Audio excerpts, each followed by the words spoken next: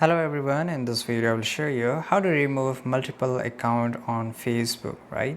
So let's go into our Facebook mobile application here. In the top right side corner you will see an option of your profile icon. Tap on it. Now go to the bottom and you will see an option of logout. So once you tap on logout, if you have more than one ID, then it will ask you to log out from all devices, and here basically log out all accounts, so you will get option to log out. Now here just click on logout, and once you click on logout you will get an option to log in another account.